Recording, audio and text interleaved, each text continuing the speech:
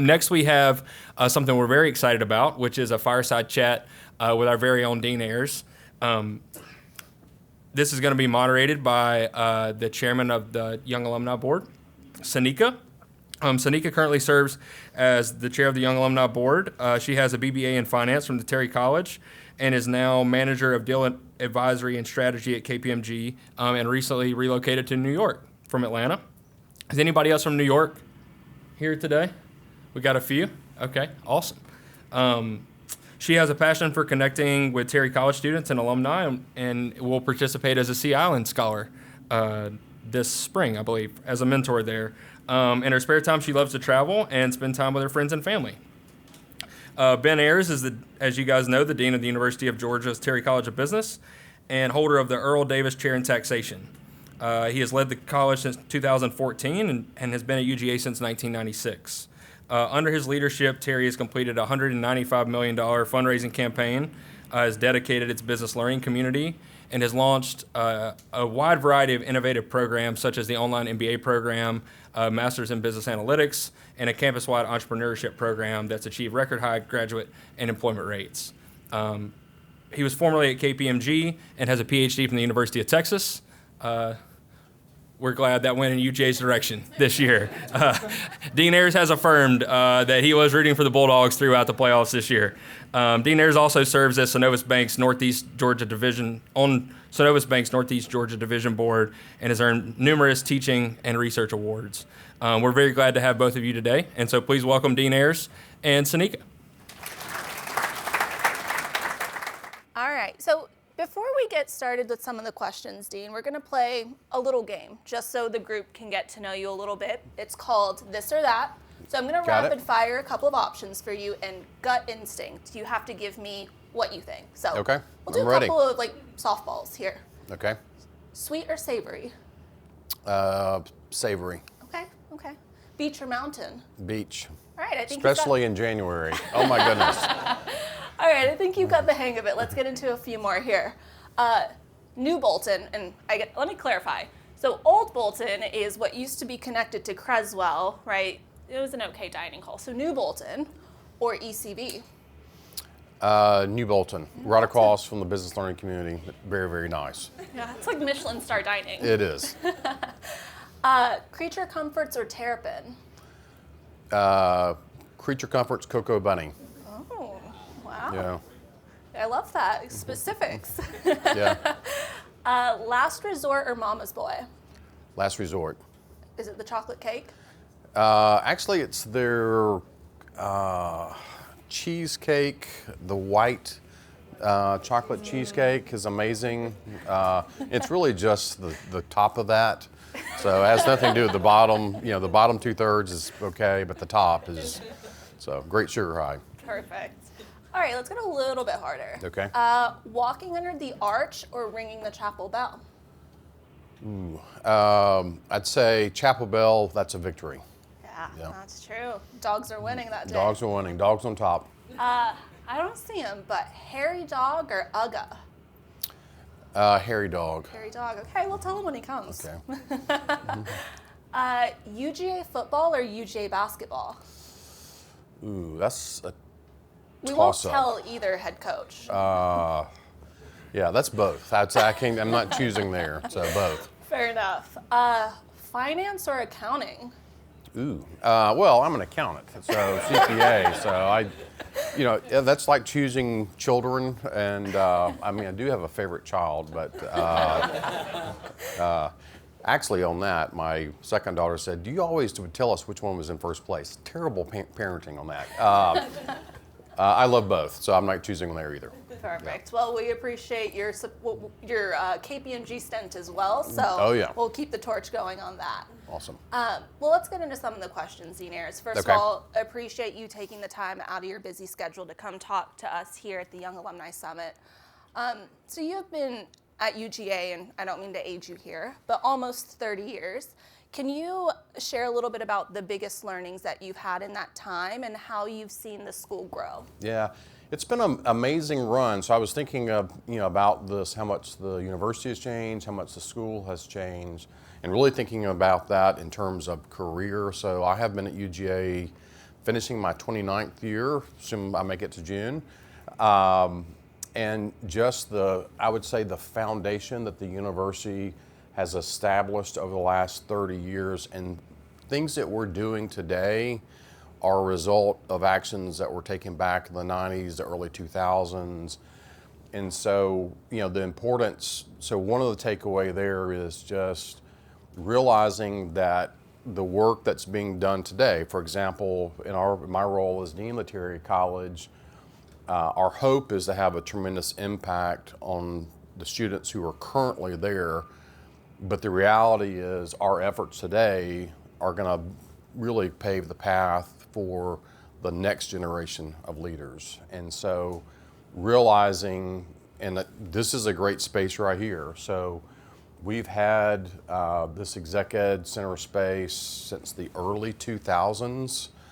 And the city of Atlanta, our impact here with our executive MBA, professional MBA, online MBA, exec programs, all the things we do with outreach started 20 plus years ago with a decision that Terry should be here and should have a presence, and a big presence, to be able to do things like this. And so I would say just one of the big learnings there is realizing the importance of what you're doing today, but also the impact that's going to have in the future. So always said, you want your future self to thank you for what you're doing today, and to keep that in mind. So that realization, but the university has changed so much in terms of size, stature, impact.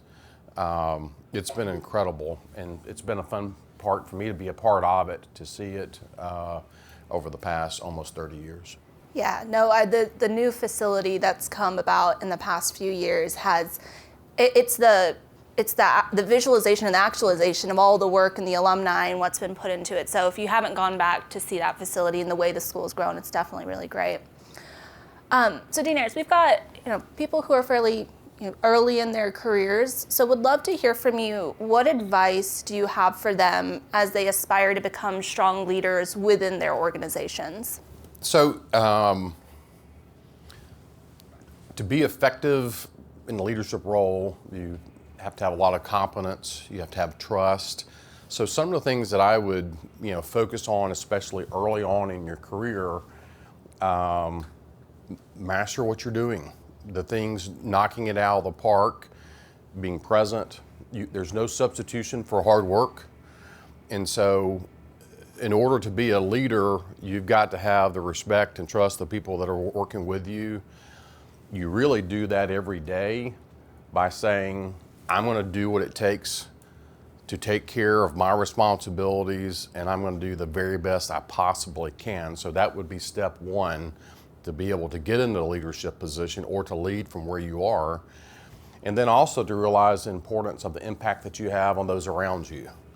And so ultimately, to be an effective leader, you've got to have great competence. You do that hard work, again, knocking it out of the park, but then also being someone who has a positive impact on those around you. So do you make the people around you better or not? And I can tell you, and someone who's hired many, many, many people over the last 20 plus years when I've been in a leadership role, that individual performers are very easy to replace, but people who make others around them better, you really hate to lose those. And so in preparing to be a leader, realizing it starts with what you're doing today and then how you interact with others. And that combination of very successful, willing to do what it takes to be successful, and impact around others, you will be put in a position where you can be an effective leader.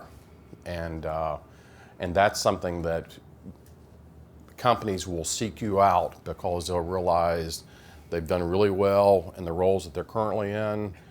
And that's what, organizations, they're looking ahead of saying, okay, who is ready to step up to the next level? And it's hard to find people who are good leaders.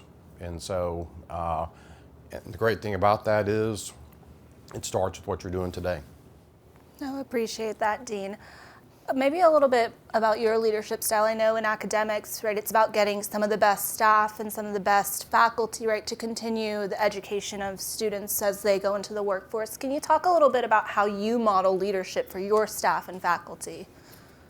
It'd be better to have someone else answer that question. So let me share what I think through in hopefully being an effective leader. I would like to be the leader that I would like to have personally. And so always trying to be the boss that I would like to have. And so I'll tell you a little story related to this. This is back when I worked in public accounting, and I realized the importance of effective leadership and the impact that has on the people that you're working with. And a couple of you I think have heard this story, but I was working in Atlanta my first year out of my undergraduate and master's program, and I found myself on some days of just, I loved my job. I loved what I was doing. I felt fulfilled. Life was great. And then on other days, I hated my job. I dreaded going into work. I wanted to leave as quickly as I could. All of those, I mean, it was amazing. And I thought about that, and what I realized was the days, on both of those, let's say, days, what were the things that were different and what were the things that were the same? And so the things that were the same, and now, you know, I'm a researcher. So the things that were held constant were my compensation. So my pay didn't drive fulfillment or happiness. My location was held the same. The work that I was doing was actually the same. So all of these variables were the same. The only thing that I could point to that was fundamentally different was the person I worked with. And I realized, oh my goodness, this is, for example, free education. So I was out of my undergrad and master's, and I realized the impact of working with this individual inspired me, challenged me, so high expectations, encouraged, understood that I wasn't perfect, we're gonna make mistakes, and I was willing to work harder, do more, because of those interactions. And then flip it with the other person, everything was the exact opposite. And I thought, wow, if I'm ever in a position to have my own accounting firm or to do something else, the company where you're treating people with respect, you still have high expectations, so it has nothing to do about not having high expectations. But that company will outperform these other companies every day of the week. And that will be a special company. And so I realized that early on is the power of how you work with people. And are you pouring into them? Are you encouraging them? Those types of things, it's like, and it wasn't rocket science, but it was like a huge light bulb went off. I'm like, this is a game changer. And so I wasn't in a leadership position at that time, but I thought if I ever do, I'm going to remember back then. And I think that's also a good lesson is, you know, where you are currently, remember where you are and the people that you're interacting with that are, you know, supervisors, remember how those interactions make you feel and remember what is conducive to success and what is not. And so those are things I think through is to remember back to that, to create a positive work environment where people are excited to come into work, they realize the great things that we can achieve if we work together, and you're celebrating success and you're working through the challenges. And so that's what I'm hoping that I model in day to day. But I learned that early on, and I do think all of you are in a positions, and we are, and I'm still learning now, is that learning from the interactions that you have, and that will build a skill set that will prove very helpful to you as you go through your career.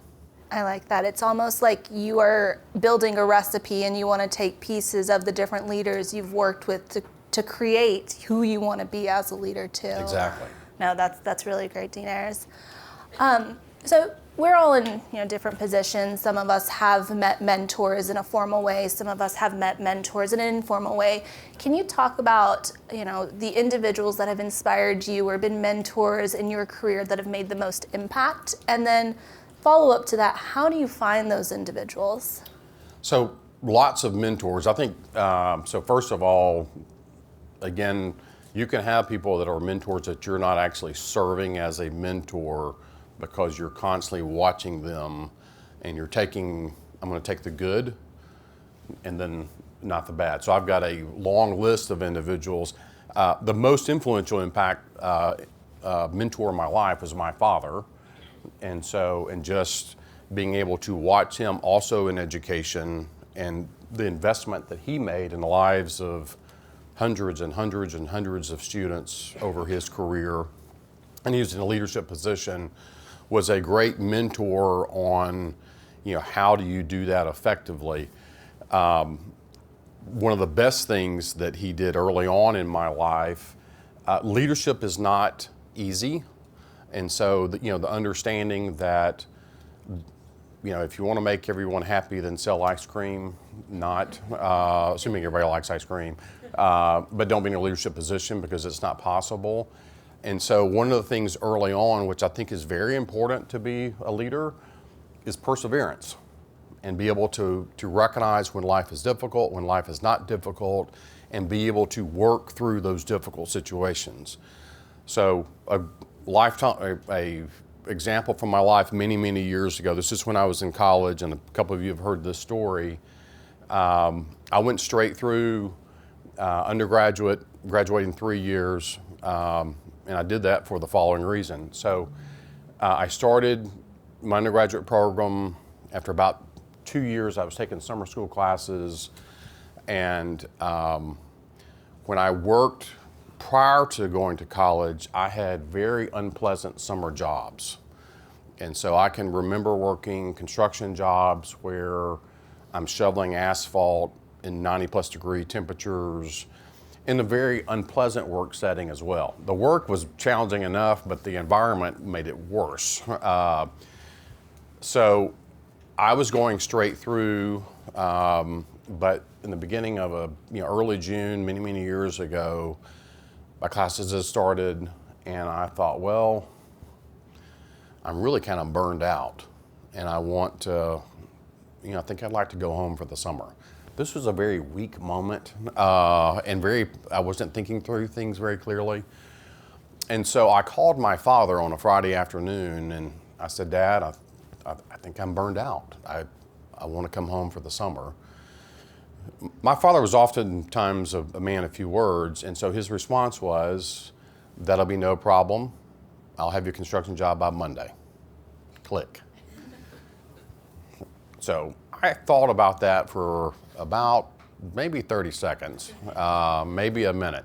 So I reframed things. So here I was, this is what I was thinking before I made the phone call. Poor old me. I'm taking some classes. The professors were terrible, and they were. This was not the University of Georgia. I was at another university, and the professors were terrible. Then, and I can say it now, they were awful. And I was thinking, poor pitiful me. I've been, in school for a couple of years, and just can I not get a break from this? And that's what I was thinking before I called. He did a nice job of reframing, okay? And what his frame was from, okay, you're thinking about this. Now remember back to the summer where you worked the construction job that was horrific. That is what you should be thinking of when you think that you have a difficult time. Now, that summer, I lived in an apartment with some fraternity brothers of mine. There was a pool there. And the apartment complex, as you can imagine, was co-ed, okay? So all the things that, in college you would like to interact with others and all that, and I'm thinking, so I was thinking to myself was like, so you're saying this summer all I got to do is pass a couple of classes, and not pass, make good grades, which I did, and then enjoy time at the pool and all of that, or work construction for $4 an hour. That's what I was paid. And so I called my dad back and I said, Dad, I think you can tough it out. And his response was, your decision. And so that was so pivotal in my life of saying, hey, I raised you to put you in difficult positions. And if you don't realize the situation where you're in school and all you have to do is this, you need to change in your perspective. And I think what a powerful lesson to all of us of saying, I mean, it applies to everybody, man, what a great position that we are in individually and collectively to do good, to have a positive impact, to provide for ourselves, and if you have a family, to provide for your family, all of those things. And there are going to be difficult days, but not compared to shoveling with an asphalt. And so those, that was in terms of a mentor and being able to have, I would say, really important. Other things, I've had mentors that I've worked with. I'll give you a good example, not a mentor, but someone I worked with many years ago when I was dean, probably in my first year. Believe it or not, at the University of Georgia and Terry College, things happen, okay? And you could use another word besides things, but happens, right? And so one of the things there in terms of realizing, hey, you're in this position, and I know that you're in this position, and guess what? Things are going to happen.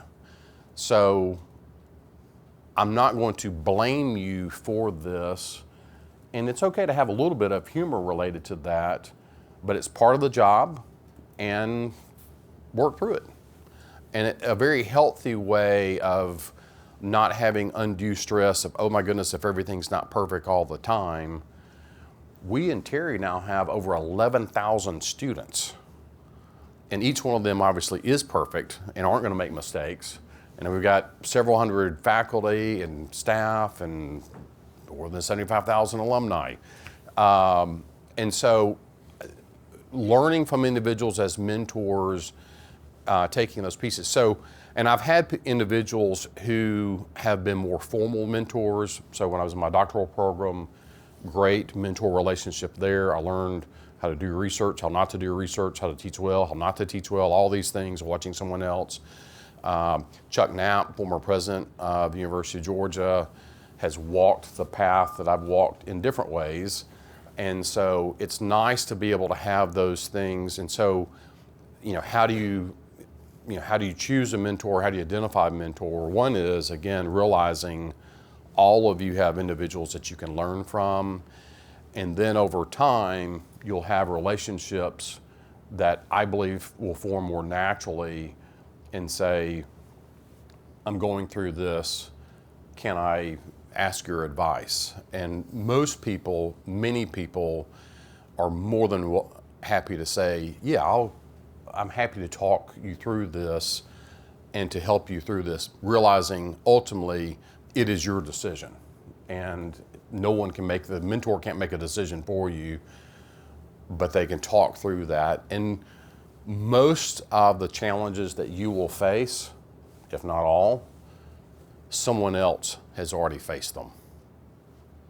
And it's just kind of a human experience is that we're all kind of redoing the same things over and over and over again. They may look slightly different, have a different flavor, and that's to realize. And so the other thing is the people that would be, quote, mentors, for example, me, I'm not necessarily smarter than anyone in this room, okay? you're all Terry grads, right? But the difference is I have a lot more experiences. And so, and that's what you can tap into. And a wise person can learn from the mistakes of others. A moderately wise can learn from their own mistakes, and then some people cannot learn from their own mistakes. No, I appreciate that, Dean. You know, we sit in these chairs and our career paths are not always linear, right? We come out of Terry, and if you're public accounting, it is a little bit more linear than other paths, and so it's helpful to hear your guidance on, you know, mentors are here to be there for us to kind of ask questions and be agile in our career, so appreciate you sharing some of that guidance with us. Can you talk about, and I think the group here has heard a little bit about 10 for Terry, which is the Young Alumni Board's signature project. Can you talk about the impact that has had on the university? Oh, it's been incredible. So one of the things for us as a college is to be able to be nimble. And in business and in your personal life, it's important to have some flexibility financially so you can be nimble. In a personal setting, it's where maybe you'd like to take, if you have a good opportunity for a vacation or a trip or do something. From a business setting, you want to be able to be nimble so that here is an opportunity to have an impact for us to do, and so it allows you to do that. So 10 for Terry has been one of the ways that the college has been able to be more nimble. And so the support for 10 for Terry goes to the Terry Excellence Fund. And it allows us to do some things now that otherwise we wouldn't be able to do. So great example of that, some examples of this, there are a large number of students who have financial need at the University of Georgia. And a good number of them will have emergency needs where there's some life event, and without the assistance from the university or the college, then they may have to take a step back from their studies. And so the Terry Excellence Fund, every year for the last few years, we've been able to allocate some dollars into student care and outreach so that not the Terry College or not me personally are making decisions as to what the need is, but students who've reached out to student care and outreach and they've been able to say is, yeah, this is a legitimate need, and we're going to be able to allocate some dollars to help this student through a difficult situation so they can continue their studies and have the great opportunities that they've worked for most of their life. Other things for us, study abroad. We've worked so hard to expand our study abroad programs. About a decade ago, Terry had maybe one study abroad scholarship. I just mentioned we've got now about 10,000 undergraduate students who are in Terry. About a third of our students have financial need. One study away scholarship that's need-based, not going to cut it. And so through the things like 10 for Terry, we've been able to use Terry Excellence dollars to say, hey, we're going to have more student need-based study abroad scholarships, so there's not that barrier for those life-changing experiences. And so it's a game changer for us to be able to be less constrained by our resources and only constrained, hopefully, by our ideas. And so that's, and part of my role as dean is open up in terms of constraints, so we're thinking more about what we can do to enhance opportunities for our students versus, you know, we're trying to rub two pennies together to just turn the lights on. And so I'd say the 10 for Terry has been a huge part. It also sends a great signal to our students of saying, hey, these are young grads who believe in what you're doing and are investing in your education. And so that is also very powerful for our students. Yeah, thank you for sharing that, Dean. So we've got a lot of alumni here who vary in their current engagement with the university. Could you share maybe some practical ideas on how young alumni can stay engaged with the university and with the alma mater? Absolutely. So there is something called the Young Alumni Board. So that would be something to aspire to. So we have to be out a couple of years to be able to do that. So that's a great board of young alumni that are engaging. There are a lot of other ways of doing so as well. In this room, every third Thursday of the month, we have Terry Third Thursday, and it's a great networking event to be for our alumni and friends of the college. That's a fantastic way to be engaged. All of you are, I'm assuming, gainfully employed. All of our students on campus need jobs. And so if your employer is recruiting at Terry, awesome. Come back to campus, represent your employer. That's a great way to stay connected. If they're not, then get connected and say, hey, I'd like to pay it forward. I know the great education that I received from Terry, and let's provide for more for Terry students. So those are a couple of ways of being able to do, but we have a great event in the fall, Professional Women's Conference. We have our alumni tailgate. So there are events kind of throughout the year, but the one here that's close, if you are in Atlanta, Terry Third Thursday is a great way, and the speakers there are typically fantastic. Yeah, you get to sit very similar format to this at tables and network and engage with the folks around you. You mentioned networking, and I'm going to go into QA after this, guys, so if you have questions, please prepare them. But you touched on networking, and we hear it a lot. It's important, and it can be daunting for a lot of folks.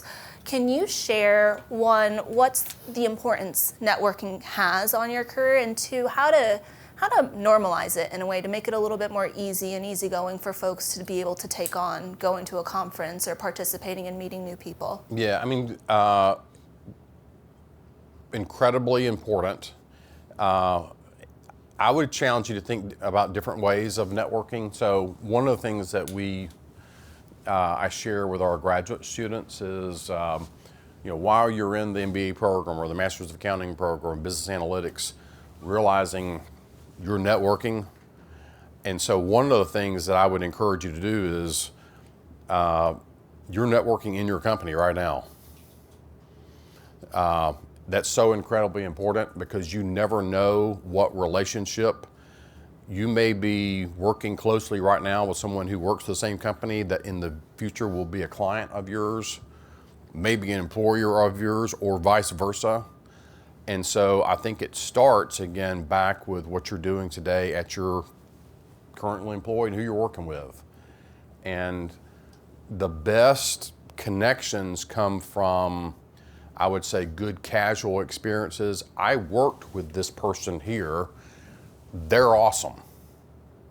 And so to realize that. Now, other things like the Tier Third Thursday, that's a great group that comes that. It is a mix from individuals that are a few years out to MBA students that are probably 8 to 10 years out, to people who are in their 50s, 60s, even 70s probably.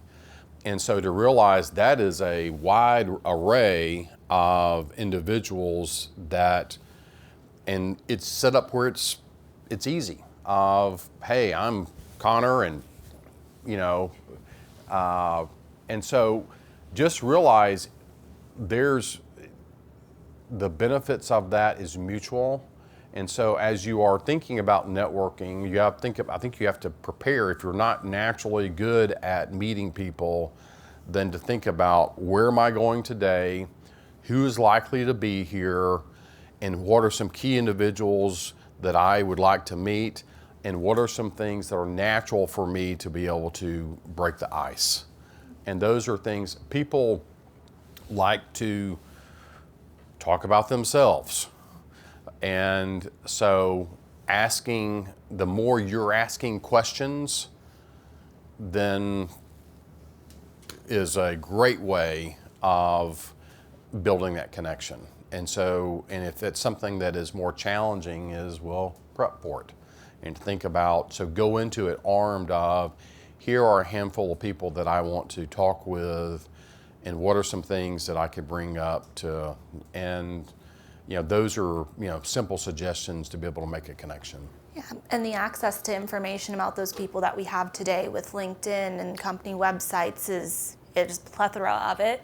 So you're able to quickly come with those 5 or 6 questions for that person, and we appreciate that.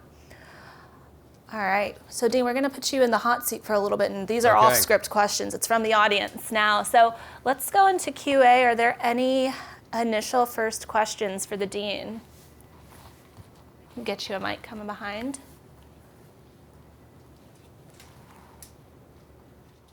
Is this on? Oh, it's on.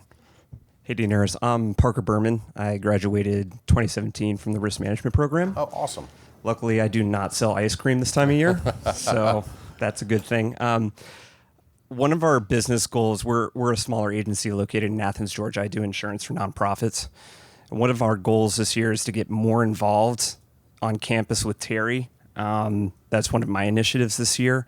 I know you mentioned the career fair. I'm wondering if there are any other ways that corporations can get involved that are really impactful, because I'm hoping to do that for ourselves. So in Terry, we have undergraduate student services, and so if you want to, you can email me after today's meeting so I can connect you with Sharon Finney, who leads that. Lots of different opportunities for employers. So Employer of the Day, we have employee information sessions, panel discussions, those types of things. But then RMI also has a robust, they're on career fair, and so they do things specific to RMI. And so, so we can also connect you directly to the program. Hi, Dean Ayers. Good to see you. My name is Tyler Egge, and I graduated this past May. I know you. You talked a lot about effective leadership and how to identify and shape your leadership style. Can you talk more about effective leadership from the junior level, like from your time as an associate professor or a first-year accountant? Yeah. For a junior level, I think starting out, again, a lot of the leadership is by doing a job very well, and you demonstrate, leadership by, being present. In today's world, that's in the office, and so if you have the opportunity to work in the office versus home, I'll give you a great example of this. So when I worked in public accounting, this is not a fun example, but again, first years, this is when I was in Atlanta,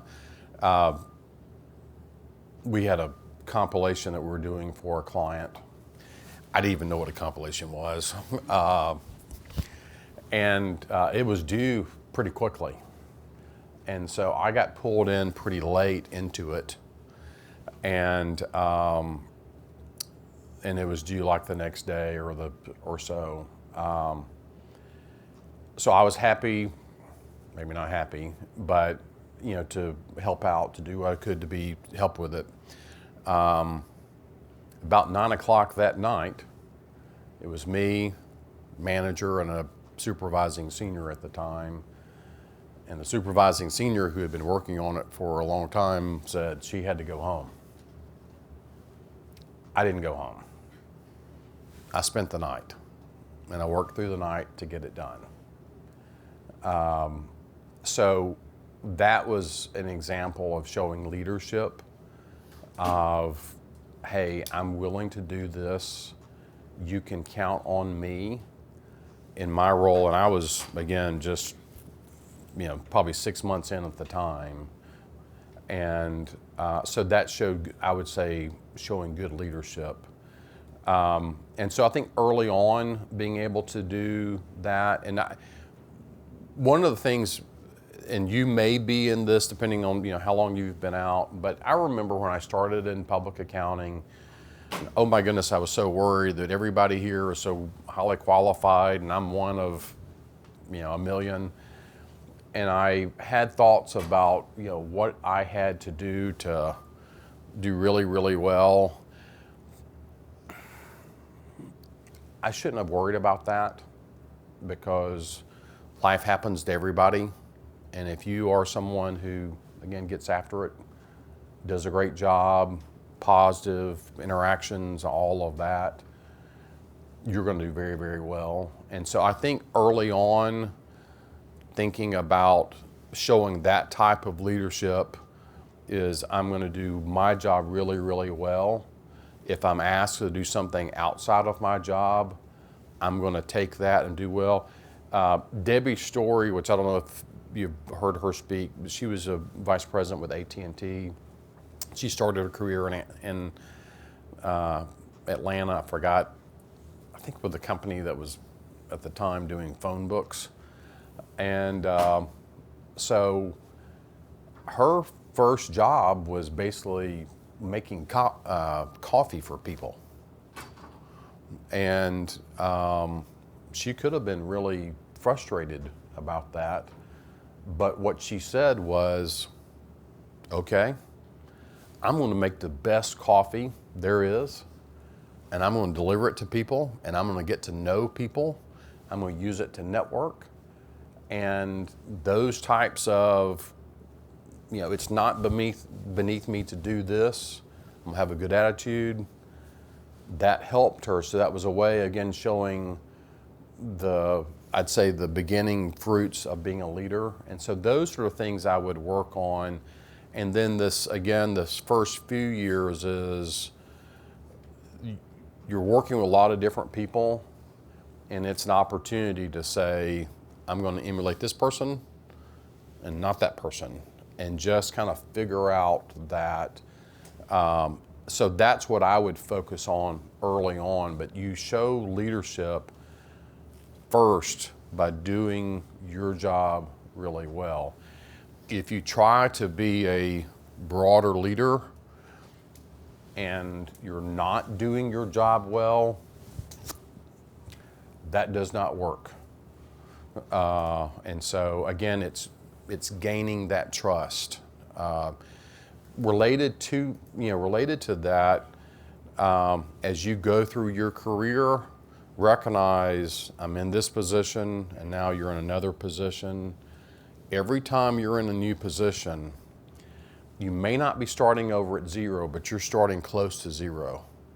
And so you've got to build trust in your new responsibilities.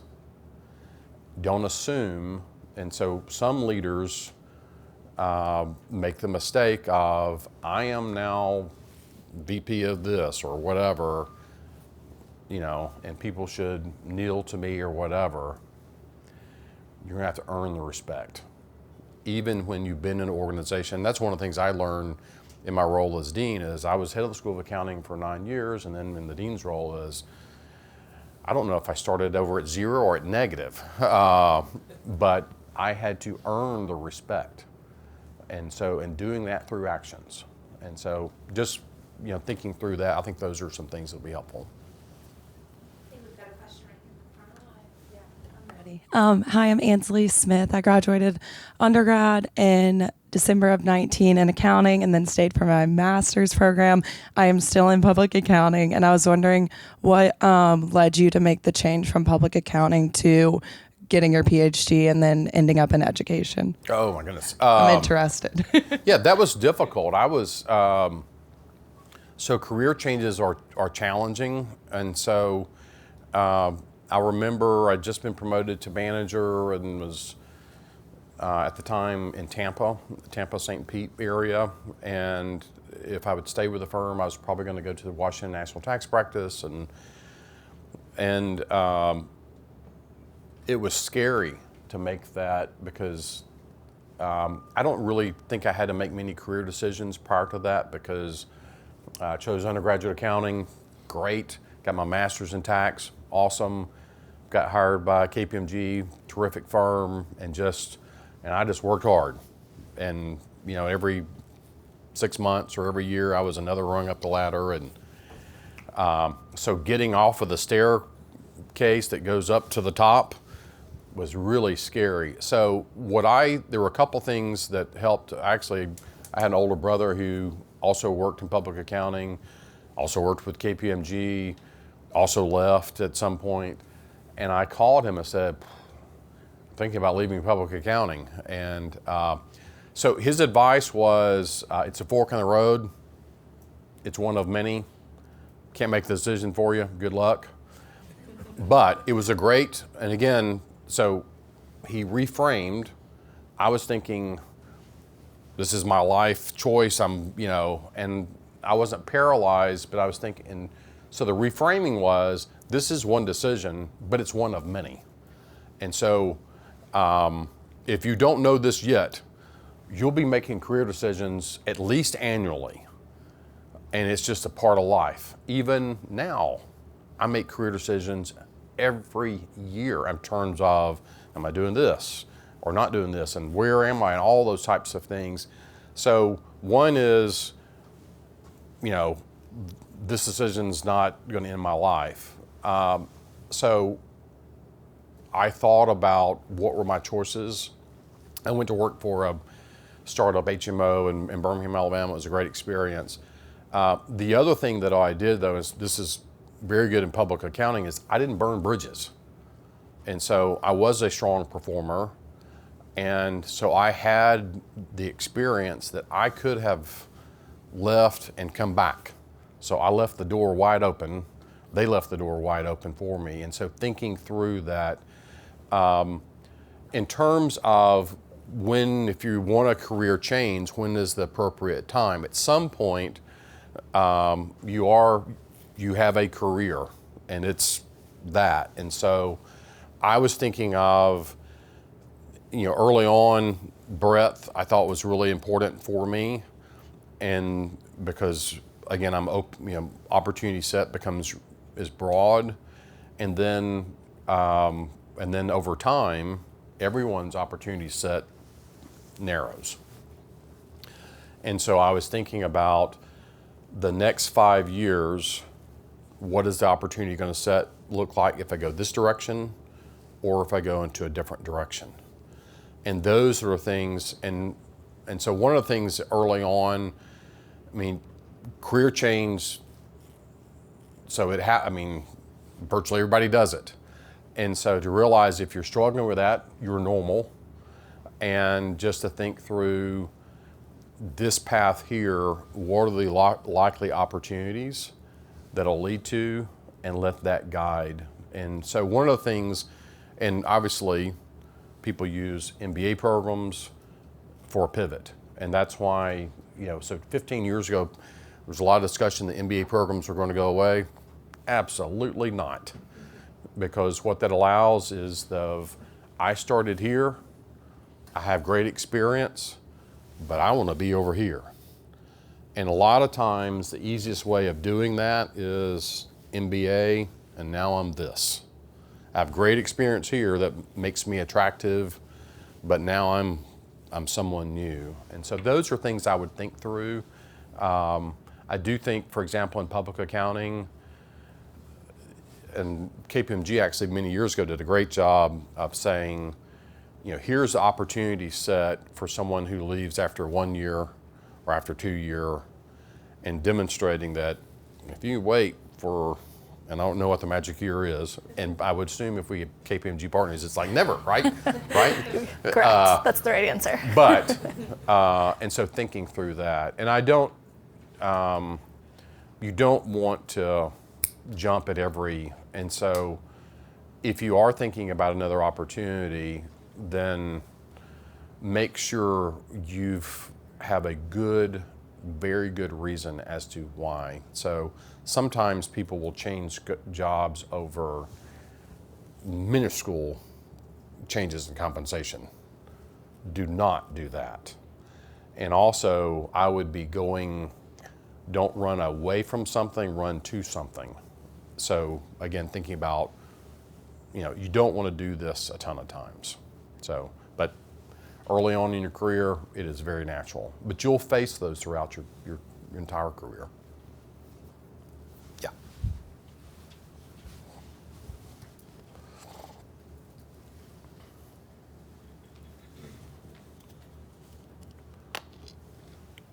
Hi, Dean Ayers. My name is Brady. I graduated in 22 from Terry. And I had a very similar conversation with my dad, though my professors were great, so I'm hoping that it wasn't the student that was the problem. But whenever I had that conversation, I kind of had to think to myself, I need to correctly identify the mountains and the molehills, because I was thinking a lot of molehills were mountains, and then I was also putting a lot of mountains as molehills and not worrying about them as much. So through your experience, what's the best way to do that, to correctly identify those? Yeah, that's a great, on the best way of being able to do that. Sometimes things are really difficult. I'll tell you a story from my grandfather to my dad. So this was, many years ago. They're both deceased. And my dad was, I think, family-wise, things were going well, but financially is a tough time. And my dad was having a discussion with his father, and I think my grandfather said, Bill, which is my dad's name, you got 2 kids in college right now. This is your tough time. So I think, the other part of the framing in life is difficult when it's not, is when it is difficult, you need to recognize that. And my mom always says, hey, if your things, or you feel like you're getting, hit on around every corner, things will turn around. I do think that will happen. I think the clarity of that, of saying, here are things that have happened. And, there are some events that happen that everyone experiences, but they're still really challenging. So think about loss of a loved one, a parent, child, all of those types of things, very difficult sickness, all of that, those types of things, and realizing, if you live long enough, you're going to face those, but that's really challenging. And so to give yourself, and this is, understanding who you are, but importantly with the people that you're working with and in your leadership position, is to say, I know you're going through a difficult time, so family, circumstances, more important. You do what you need to do to take care of that. We've got you back, you're back here, and then this, hopefully this will not last forever. So and I think having conversations with your kind of inner core there. So I do think it's really important. Sometimes things are really, really difficult, and to recognize, okay, and so you have to adjust expectations, and you have to cut yourself a little bit of slack.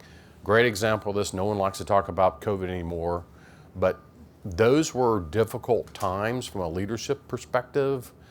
So yeah, you do the best you can, you're mission focused and all those types of things, but not the easiest time.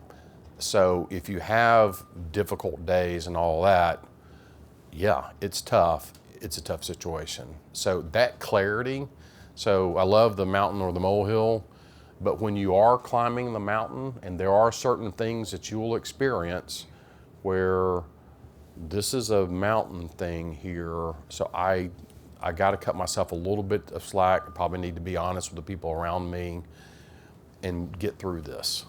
But that's the second half of the advice there. So great question. I think we have time for just one more question if anyone wants to be our last one. Excellent.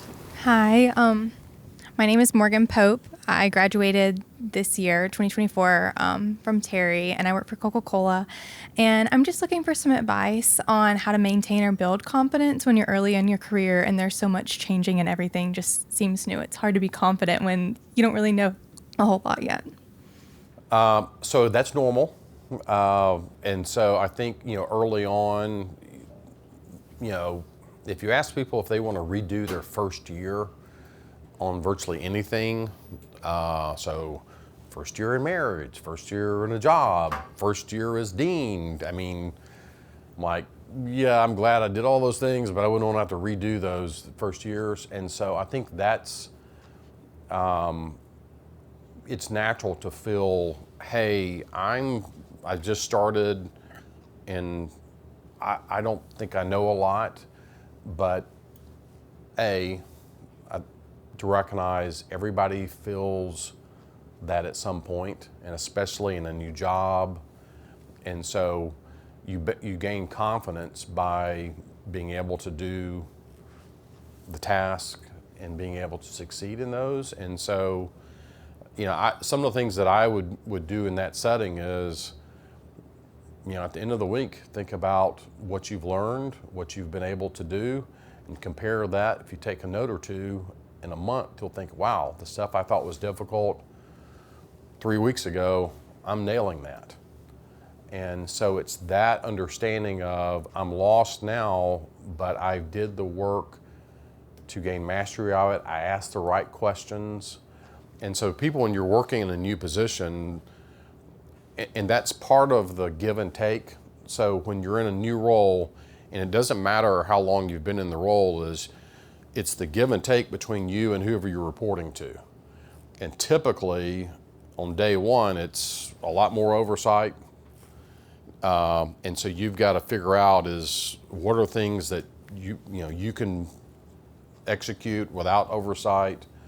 And then over time, the things that you're able to do expands and there's less oversight. And so thinking through by asking good questions, by making every attempt not to ask the same question twice and not make the same mistake twice. But I'd be willing to ask any question. Now, if something that seems like a really, really question that should be obvious, I choose who I asked it to. So I typically would ask, if you're working with a team, ask your peer, maybe not the supervisor. But that's, you'll build over time, but, everyone, you're going to have times of feeling lost. And that's part of, in a job, the sink or swim. And life is like that as well. So probably none of you will pursue your PhD, but boy, in the first year or first year of the program, I remember being in classes that were PhD level classes that I didn't have the prerequisites for. So I have an undergraduate and a master's degree in accounting, not in economics. I'm taking PhD level economics classes. I was completely lost. I realized it's part of the experience. And you muddle through it. Everybody, that was in our PhD program was really smart, but our knowledge was over here, and we were immediately forced into things. But that's part of it. Can you manage through that? So, but yeah, you're going to do great. Thank you, Dean Ayers, for your time. Appreciate everyone's questions. Appreciate everything you do for the Terry College of Business. And thank you for being with us. Thank you. We'd like to present both of you. Oh, great. Thank you. Red and black. Yeah. We won't open it. I assume it's the same. Okay. They are the same. Yeah. Thank you. Thank you all for participating in this event, and for Alumni Board for putting on a great event. Thank you, Dean Ayers. I think it's super interesting that there was not a ton of connectivity between the speakers today, and we're already seeing like similar themes. A few things I wanted to point out that they both talked about: preparation in building relationships before you go somewhere. I've had the opportunity to interact with Dean Ayers a lot since graduation. He always knows my name. He always asks about my family, and that's not anything special about me. That's a skill set that he has with connectivity. I'm sure he has some of that with you guys. I met Julie in person for the first time this morning. She immediately started naming things to me about myself because she had already went through all the bios and read those things before she got here. And if you watched her during her Q&A, when you would ask a question, she's like, no, wait, where are you? And what are you doing? And she was constantly putting those pieces together. So I think that's the thing we've seen. As much as you may or may not like it, we've seen the theme of going back to the office. If you want to build a network, you got to be in person. You guys are here today. You didn't ask for a virtual option. You didn't see if you could attend online. You showed up in the room, and I think you're going to see at the end of the day how your network has expanded in all these relationships because you were here in person. And then Dean Ayers said your network starts today, right? And I think he was saying that more broadly, but how much more impactful is that today? That the relationship you build today, you may be the one sitting in the chair, 25 years from now saying, I chose to go to an event and spend $75 and ask my boss to get off on a Friday, and I met this person that has changed the trajectory of my career. And then, Michael, I see you in the corner. His breakout this afternoon's on pivoting. And how much of that did we hear here in Dean Ayers talk about? How to make a pivot, how to tell your story. It's so important. You may find yourself in a career situation that's not maybe exactly how you laid it out when you graduated from Terry. Learning how to tell that story and advocate for yourself, I think we're seeing that already, and you guys are going to see that this afternoon.